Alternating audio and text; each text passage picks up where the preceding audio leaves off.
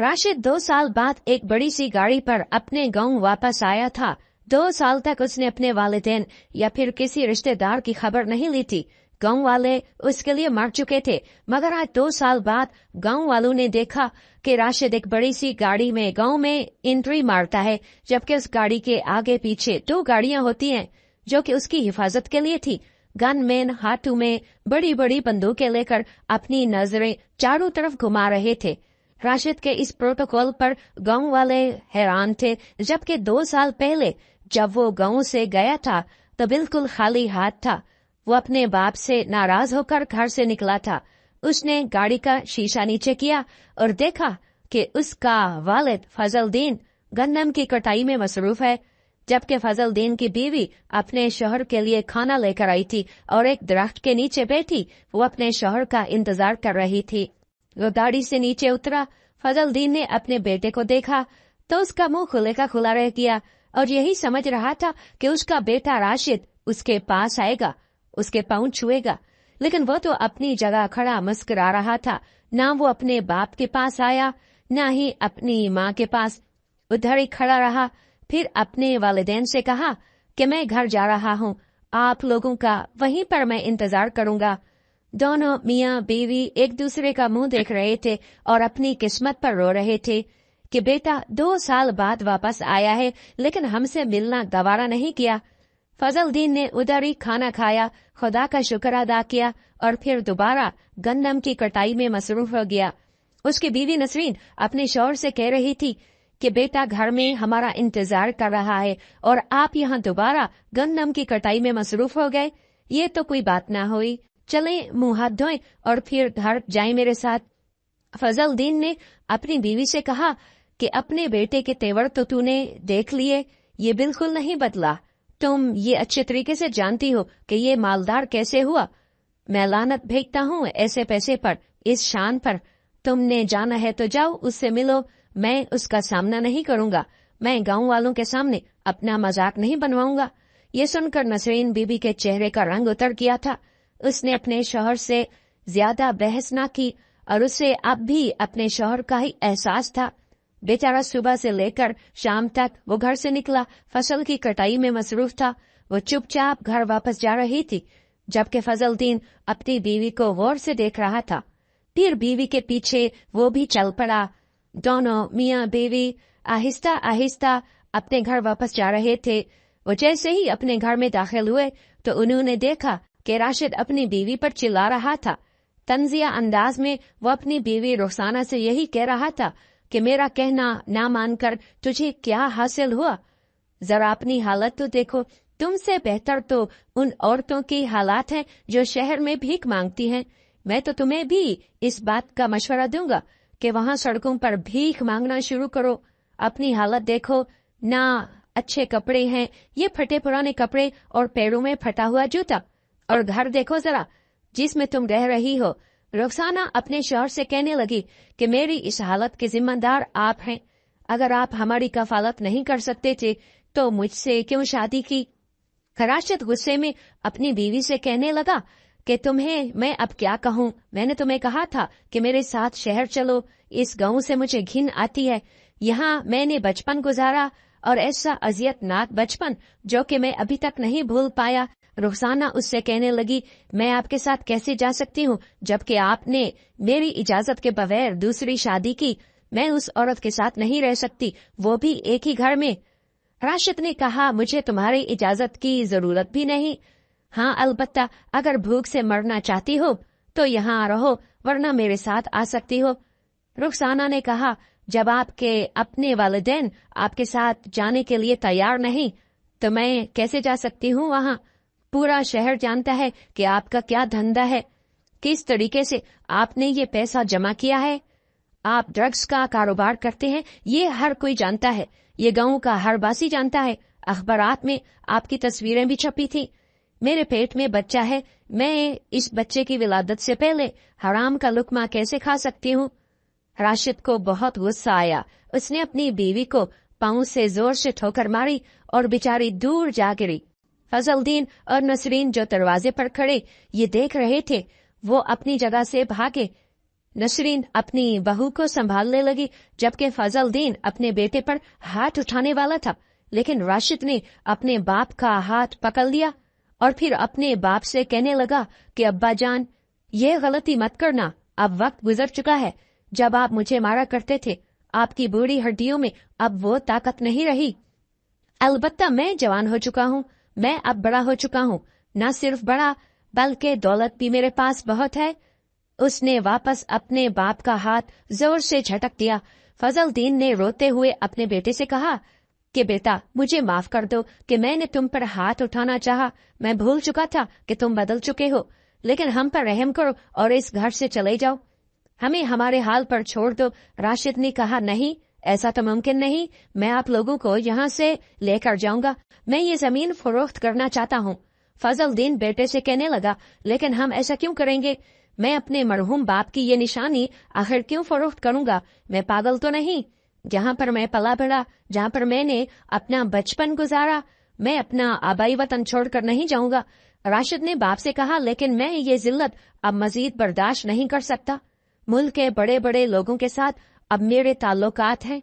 कई ममालिक के मैं दौरे भी कर चुका हूँ, और जब दोस्तों को इस बात का पता चलेगा कि राशिद डार का बाप एक काश्तकार है, एक मामूली सा मजदूर है, तो वो मुझ पर हंसेंगे। मुझ पर क्या गुजरेगी?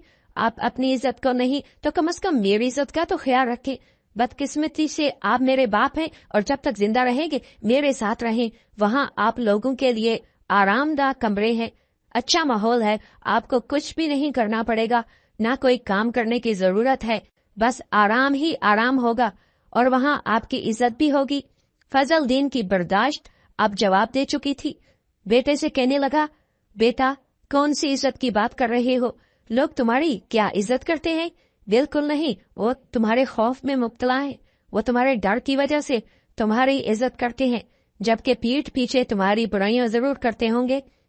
सब जानते हैं कि तुम्हारा धंधा क्या है, तुम क्या करते हो।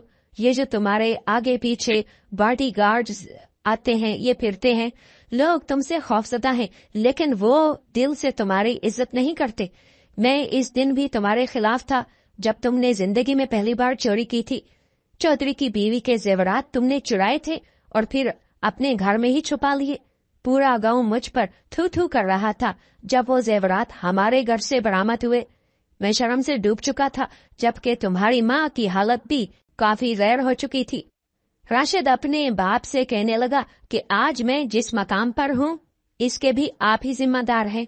आपने मुझे घर से निकाल दिया था, मुझे इतना मारा था कि 1 महीने तक मेरे जिस्म पर जख्म बने रहे। आप मुझे माफ भी तो कर सकते थे, मुझे समझा सकते थे। मैं छोटा था, लेकिन आपने ऐसा ना किया। फिर मैं जराइम की दुनिया में जीने लगा। यहाँ सब लोग पैसे के आगे झुकते हैं, ये मैंने सीखा। यहाँ पैसे का ही दबदबा है। आपको वो दिन याद होगा जब चौधरी ने मुझे अंधे कुएं में उल्टा लटकाया था। 2 दिन तक भूखा प्यासा मैं इस कुएं में लटका रहा, जबकि किसी की जुर्रत न आई, हत्ता कि आपकी भी जुर्रत नहीं थी कि आप अपने बेटे को उस कुएं से बाहर निकाल लेते। महज इसलिए मुझे कुएं में लटकाया गया कि मैंने चौधरी की मजदूरी नहीं की थी।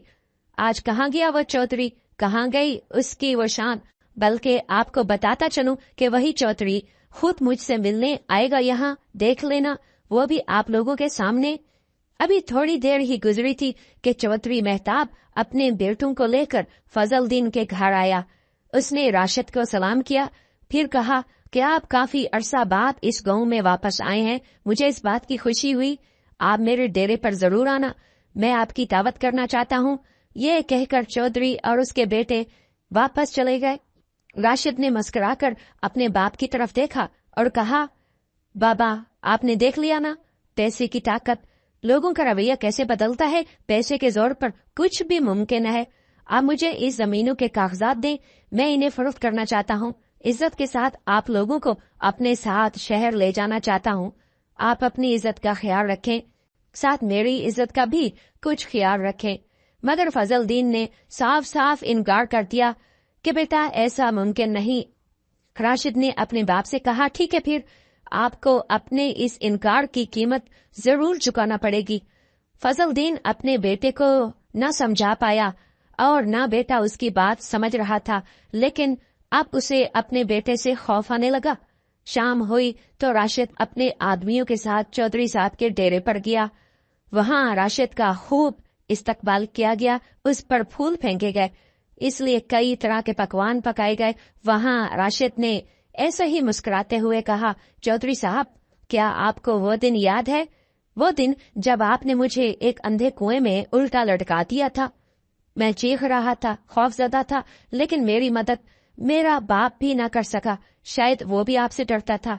ये सुनकर चौधरी साहब काफी शर्मिंदा हुआ और राशिद से कहने लगा, बेटा, क्यों मुझे शर्मिंदा कर रहे हो? मुझसे गलती हुई थी, मैं कई बार आपसे माफी मांग चुका था, लेकिन फिर भी अगर आपने मुझे दिल से माफ नहीं किया तो इस बूढ़े चौधरी को आप भी उसी कुएं में उल्टा लटका कर अपना बदला ले लें। ये सुनकर राशिद मुस्कुराने लगा और कहा, नहीं चौधरी साहब, मैं ऐसा कैसे कर सकता हूँ? आप मेरे बाप की उम्र के हैं। राशिद वहां से वापस रवाना हुआ। चौधरी के बेटे कामरान ने अपने बाप से कहा, क्या जरूरत थी ऐसे लोगों को अपने डेरे पर बुलाने की? जरा उसके तेवर तो देखो, इतनी शानदार दावत करने की क्या जरूरत थी? इधर हमारे डेरे पर बैठकर ही वो हमारा मजाक उड़ा रहा था, खास तौर पर आपका। आप उम्र में उससे बड़े हैं, फिर भी उससे माफी मांग रहे थे। ये बात आपको अब जेब नहीं देती। चौधरी मेहताब ने अपने बेटे से कहा कि बेटा, मैं सियासत में दाखिल हो चुका हूँ। सियासत का असूल है कि अपने कम से कम दुश्मन होने चाहिए। जितने कम दुश्मन होंगे उतने ही आप कामयाब। और आज से 15 साल पहले जो राशिद के साथ मैंने किया था, वो मेरी जान भी ले सकता था। लिहाजा उसको मनाना, उससे दोस्ती करना बहुत जरूरी था। हालांकि वो एक ड्रग्स का धंधा करता है, ड्रग माफिया है, लेकिन एक ताकतवर शख्स है। मैं जानता हूँ उसके हाथ कितने लंबे हैं, बड़े बड़े लोगों के साथ इसके ताल्लुकात हैं। हम इस शख्स की मुखालफत अब मोल नहीं ले सकते, और अगर इलेक्शन जीतना चाहते हैं तो दोस्ती के लिए हमें आगे हाथ बढ़ाना ही पड़ेगा। रात 12 बजे वो वापस शहर जा रहा था और जाते वक्त अपने बाप से आखिरी बार पूछ रहा था कि आप मेरे साथ वापस आएंगे या नहीं? आप जमीन के कागजात मेरे हवाले करना चाहते हैं या नहीं? फजलुद्दीन ने अब भी इनकार किया और वापस चला गया। लेकिन जाते वक्त उसने, उस जालिम बेटे ने एक अजीब काम किया। अपने बाप की 6 महीने की मेहनत उसने देखते ही देखते जाया कर दी। 8 एकड़ गंदम की खड़ी फसल को उसने आग लगाई, फिर वापस चला गया। हर तरफ आग के शोले बुलंद हुए, चीखो पुकार थी लोगों की। पूरा गांव आग बुझाने में मसरूफ था, जबकि फजलुद्दीन तकरीबन बेहोश हो चुका था। गांव वालों ने मिलकर बहुत कोशिश की, लेकिन वो आग पर काबू न पा सके और इसी तरह देखते ही देखते 8 एकड़ पर खड़ी गंदम राख बन गई। फजलुद्दीन जानता था ये गंदम उसके लिए कितनी अहम थी। उसका दूसरा कोई आमदन का जरिया नहीं था। चौधरी मेहताब से मदद मांगने गया तो उसने ये कहते हुए साफ साफ इनकार किया कि राशिद की तरफ से पूरे गांव वालों को मना किया गया है। वो तुम्हारे साथ किसी किस्म के ताल्लुकात नहीं रखेंगे, न ही तुम्हारी मदद करेंगे। मैं तो गांव वालों को भी मना कर रहा था जब वो आग बुझाने में तुम्हारी मदद कर रहे थे। वो बड़ा खतरनाक आदमी है और हम उसकी दुश्मनी मोल नहीं ले सकते। मैं तुम्हारी मदद बिल्कुल नहीं करूंगा। बेहतर यही है तुम अपने बेटे के पास जाओ और उससे मदद मांगो। काफी दूर सोचने के बाद, अपनी बीवी से मशवरा करने के बाद मजबूरन अपने बेटे के दरवाजे पर उसे जाना ही पड़ा। उसने अपनी बीवी नसरीन से भी कहा कि तुम भी मेरे साथ चलो, शायद उसको हम पर रहम आ जाए। दोनों मियाँ बीवी राशिद से मिलने शहर गए। राशिद घर वापस आया तो उसकी दूसरी बीवी नाहिद ने उससे कहा कि सुनाई क्या फैसला हुआ, आपके बाप ने क्या कहा? राशिद ने नफरत अंगेज लहजे में कहा कि बुढ़ा जिद पर अड़ा है। खैर, अब मैं उसे सबक सिखाने के लिए उसकी सारी फसल को मैंने आग लगा दी। वो जरूर अब मेरे दरवाजे पर आएगा, लेकिन अब मैं भी उसे अपने दरवाजे से खाली हाथ वापस जरूर भेजूंगा जैसे उसने मुझे भेजा। नाहिद ने राशिद से कहा, आप क्यों उस जमीन के पीछे पड़े हैं? हमारे पास तो मालो दौलत की कोई कमी नहीं, और अगर आपके वालिदैन आपसे ताल्लुक नहीं रखना चाहते तो गोली मारे ऐसे वालिदैन को, हमें भी उनकी जरूरत नहीं। राशिद बीवी से कहने लगा, तुम कम अकल हो, हकीकत नहीं जानती। मुझे भी उनकी बिल्कुल परवाह नहीं और ना ही उनके लिए मेरे दिल में कोई इज्जत है। हकीकत तो ये है कि कराची से मेरा एक दोस्त है जो इस इलाके में फैक्ट्री लगाना चाहता है, और फैक्ट्री के लिए बेहतरीन जगह गांव के पास ही मौजूद है जिसका सर्वे हो चुका है। यहाँ पर हमारी जमीनें हैं। मुझे मालूम है कि मेरा बाप ये जमीन किसी सूरत फरोख्त नहीं करेगा, और जब उसे पता चलेगा कि उनकी जमीनों पर एक फैक्ट्री लगने जा रही है, तब तो वो कभी ये बात नहीं मानेगा और इनकार कर देगा। खैर, अब मैंने वकील साहब से बात की है। इस जमीन के नकली कागजात बनाना और अदालत से रजू करना मेरे लिए इतना बड़ा मुश्किल नहीं। वो जमीन तो मैं अब हासिल करके ही रहूंगा। अब ये मेरी जिद है। बस अब्बा ने ये जिद की और अपना ही नुकसान किया। पहले तो मैं उसे अपने घर में जगह दे देता, लेकिन अब ऐसा बिल्कुल नहीं होगा। मुलाजिम उसकी खिदमत करते उसे खाने पीने को मिल जाता, लेकिन अब्बा ने अपने ही पांव पर कुल्हाड़ी मारी है। अब उनके लिए घर में कोई जगह मौजूद नहीं। शाम हुई तो फजलदीन अपनी बीवी के साथ राशिद के बंगले के सामने आया। चौकीदार ने उनसे पूछा कि आप कौन हैं, तो उन्होंने बताया कि हम राशिद डार के वालिदैन हैं। चौकीदार को वो गौर से देख रहा था, उसे इस बात का यकीन न आया। फिर उसने राशिद को फोन किया और कहा, 2 बुजुर्ग मियाँ बीवी हैं, वो कह रही हैं कि वो आपके वालिदैन हैं। मुझे तो उनका हुलिया देखकर ऐसा नहीं लग रहा। राशिद ने सिक्योरिटी गार्ड से कहा कि उनको दरवाजे पर ही रखो, मैं अभी आ रहा हूँ। फजलदीन और उसकी बीवी वहीं गेट पर मौजूद थे। आधा घंटा तपती धूप पर वो गेट के बाहर खड़े रहे। फिर उसके बाद राशिद गेट पर आया और अपने वालिदैन को देखकर मुस्कुराने लगा और कहने लगा, क्यों आए हैं आप यहाँ मेरे दरवाजे पर भीख मांगने के लिए? मैंने कहा था कि आप मेरी बात पर अमल करें, लेकिन आपने इनकार किया। ये इनकार आपको महंगा पड़ा, लेकिन उस वक्त आप मेरी बात नहीं सुन रहे थे। जिस तरह तुमने मुझे खाली हाथ लौटा दिया, मैं भी तुम्हें खाली हाथ लौटाऊंगा। ये भूख बहुत जालिम चीज है बाबा। देर खाली हो तो इंसान जायज नाजायज को नहीं देखता। मेरी यही माल और दौलत जिसको आप हराम समझते थे, हराम की कमाई कहते थे, अब ये कैसे हलाल हो गई और आप पर कैसे जायज हो गई? आप कैसे मुझसे अब मदद मांग सकते हैं? फजलदीन जो कि वहीं खड़ा था, जबकि राशिद ने उनसे कहा कि अब आप वापस चले जाएं दोनों, और यहाँ आपको आप लोगों के रहने का मसला बनेगा। मैंने वो जमीन खरीद ली है, जबकि आप लोगों का वो कच्चा मकान भी अब मैं खरीद चुका हूँ। वापस जरूर आऊंगा वो मकान खाली करवाने के लिए, मैं भी जिद का पक्का हूँ। फजलदीन अपनी बीवी को लेकर वापस जा रहा था। वो दोनों रो रहे थे, जबकि फजलदीन अपनी बीवी की मिन्नत कर रहा था कि ये जो सामने नहर है, इसमें मुझे धक्का दे दो और खुद भी डूब कर मर जाओ, क्योंकि अब तो हमारा कोई ठिकाना नहीं। उसने हमें कहीं का नहीं छोड़ा। वो वापस रोते हुए आए तो रुखसाना ने अपने सास और ससुर को रोते हुए देखा और उनसे पूछा कि क्या हुआ, क्यों रो रहे हैं? फजलदीन ने रोकर कहा कि बहू, राशिद अब एक दरिंदा बन चुका है। उसके दिल में अब एहसास नहीं रहा। किसी भी वक्त वो इस घर में आ सकता है, हमें धक्के देकर इस कच्चे मकान से निकाल देगा। यह सुनकर रुखसाना हैरान हुई। रुखसाना कहती है कि राशिद 1 हफ्ते बाद दोबारा गांव आया। वो अपनी फौज के साथ यहाँ आया था। मुझे जब मेरे शौहर राशिद ने तलाक देकर घर से निकाला था, तो उस वक्त मेरे हाथ में आटे का एक पेड़ा था। मैं रोटी बनाकर उसको तवे पर डालना चाह रही थी। इसी दौरान मेरे शौहर राशिद ने आकर मुझे बालों से पकड़ा, उठाया और खड़ा किया, और फिर मेरे मुंह पर थप्पड़ों की बारिश शुरू कर दी। साथ साथ ही उसने मुझे तलाक दे दी। ये सब कुछ इतना अचानक हुआ कि मैं खुद को संभाल ही नहीं पाई थी। लेकिन मुझे मुस्तकबिल का पता था, मेरे साथ क्या होने वाला है। मेरे हाथ में जो आटा था, मुझे तलाक हो जाने से ज्यादा अपने मुंह पर थप्पड़ पड़ने की ज्यादा फिक्र थी कि मेरे हाथ में मौजूद आटा अगर गिर गया तो मेरा नुकसान होगा। मेरी कोशिश थी कि मैं कहीं न कहीं आटे को छुपा लूं, क्योंकि मुझे पता था जब मैं अपनी माँ की दहलीज पर जाऊंगी वहाँ रोटी नहीं होगी। कम से कम आटे के ये 2 या 1 पेड़े अगर होंगे तो इससे रोटियां बना लूंगी, खुद भी खाऊंगी, अपने सास और ससुर को भी खिलाऊंगी। मगर शायद मेरी किस्मत में आटे की बनी रोटी खाना नहीं था। मैंने जैसे तैसे थप्पड़ खाते हुए, तशद्दुद बर्दाश्त करते हुए उस आटे को अपने कमीज के अंदर छुपा लिया था।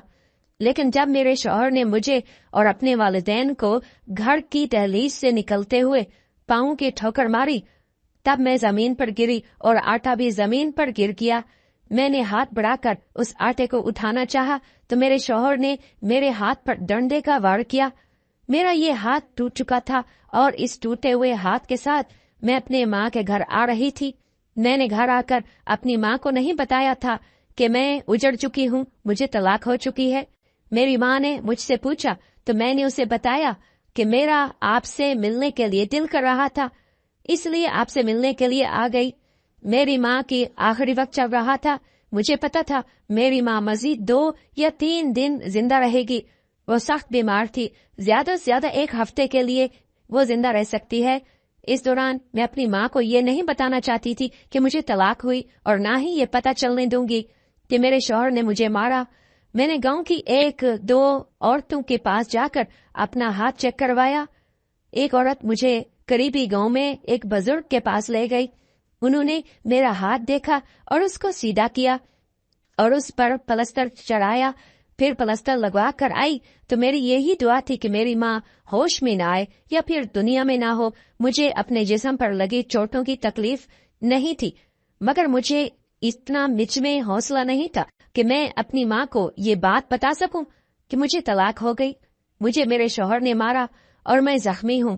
खैर, मैं सारे रास्ते यही दुआ कर रही थी और ये मेरे घर आने तक ये मेरी दुआ कबूल भी हो चुकी थी, क्योंकि मेरे घर आने तक मेरी माँ वफात पा चुकी थी। मेरी माँ की मौत के बाद मेरे मामू वगैरह ने मुझसे निगाहें फेर ली। कुछ अरसा उन्होंने मुझे अपने घर में रखा, लेकिन फिर अपने घर में रहने से भी माजरत की और यही कहा कि महंगाई बहुत है। जब मुझे तलाक हुई थी तो मैं उम्मीद से थी शायद कुछ लोग ये एतराज करेंगे कि अगर कोख में बच्चा मौजूद हो तो तलाक नहीं होती। मैं उनको ये बताना चाहूंगी कि मेरे इल्म के मुताबिक तलाक तब भी हो जाती है, मगर उसकी मोहलत शुरू बच्चे की पैदाइश के बाद ही होती है। और दूसरा, मेरे शौहर ने मुझसे ये भी कहा था कि अगर तुमको इस तलाक का एतबार ना भी हुआ तो मैं तुम्हें दोबारा तुम्हारे पास आऊंगा और वहां तलाक दे दूंगा। सो मैंने इस तलाक को तस्लीम कर दिया और जब मामू ने घर से निकाला तो मैंने गांव की ही एक घर में पनाह ली। मेरा खुदा गवाह है कि कई लोगों ने मुझे माली मदद के देने के नाम पर अपनी हवस का निशाना बनाना चाहा, मगर अल्लाह ने मुझे बचाया। अल्लाह ताला के खौफ से मैं गुनाह से बाज रही। कई लोग अपनी हवस मेरे जिस्म को ना मिटा सके और इसी वजह से मेरे जानी दुश्मन बन गए। वो हर तरह से मुझे अजियत देना चाहते थे। मुझे जिस घर में बैठी थी वहां से निकलवाना चाहते थे, लेकिन उसके बावजूद मैंने ऐसा गुनाह कबीरा ना किया। मेरे अल्लाह ने मुझे साबित कदम रखा। मैंने एक बेटी को जन्म दिया। जन्म देने के बाद मुझे पता चला कि मेरी बेटी एक टांग से माजूर है। माजूर होने की वजह भी शायद मेरे शौहर का मुझ पर तशद्दुद था, क्योंकि जिस वक्त मेरा शौहर मुझे मार पीट रहा था उस वक्त मेरी बेटी का वजूद मेरी कोख में तख्लीक पा रहा था और इसी दौरान किसी चोट की वजह से वो मेरे पेट के अंदर ही माजूर हो गई। खैर ये है, मैं लोगों के घरों में काम काज करके मेहनत मजदूरी करके अपना गुजारा चला रही थी। अल्लाह ताला के इतने नेक लोग हैं कि वो मुझे मेरी जरूरियात की चीजें दिला देते हैं, मेरा ख्याल रखते हैं। किसी को कानो कान खबर भी नहीं होती और मेरा काम हो जाता है। यहाँ तक कि कई बहन भाई एक दूसरे को बताए बगैर मेरी माली मदद करते रहते हैं। कई मियाँ बीवी ऐसे भी हैं, दोनों एक दूसरे से छुपकर मेरी माली मदद कर रहे थे। जहाँ बुरे लोग थे वहाँ अच्छे लोग भी थे और अल्हम्दुलिल्लाह उन्हीं की वजह से दुनिया चल रही है। खैर, मैं आज भी मेहनत मजदूरी करके अपना गुजारा कर रही हूँ। अगर कभी ज्यादा मुश्किल वक्त आ जाए तो मैं किसी के सामने हाथ भी फैला लेती हूँ। कभी कभार कोई शख्स घटिया मुतालबा करता है, लेकिन ज्यादातर लोग मेरे हालात को समझते हैं, लिहाजा वो मेरी मदद करते हैं। मगर मेरे हालात आज भी जूं के तो हैं। मैं अपनी एक माजूर बच्ची के लिए जी रही हूँ, वही मेरा सब कुछ है। मुझे डर है कि मेरे बाद शायद इसका कोई वसीला ना हो, कोई इसकी मदद करने वाला ना हो, लेकिन अल्लाह ताला ने मौलवी शफीक अहमद के वसीले से मेरी मदद की। जब एक दिन मेरी बेटी किसी के दरवाजे पर भीख मांगने गई, घर से बाहर एक औरत आई और बच्ची को धक्का देते हुए कहा कि ये लंगड़ी हर वक्त हमारे घर के दरवाजे पर आ जाती है। वो मारने लगी और कहा कि दोबारा मत आना। मौलवी साहब ने मेरी बेटी को उठाया और उसके सर पर शफकत भरा हाथ फेरा। मेरे ससुर फजल दीन से कहा कि मैं रुखसाना से निकाह करना चाहता हूँ, मैं इस माजूर बच्ची को सहारा देना चाहता हूँ। फजल दीन मौलवी साहब से अच्छी तरह वाकिफ थे, उसकी अच्छाइयों के दूर दूर तक चर्चे सुन लिए थे। वैसे भी मेरे ससुर और सास के पास कोई दूसरा रास्ता नहीं था।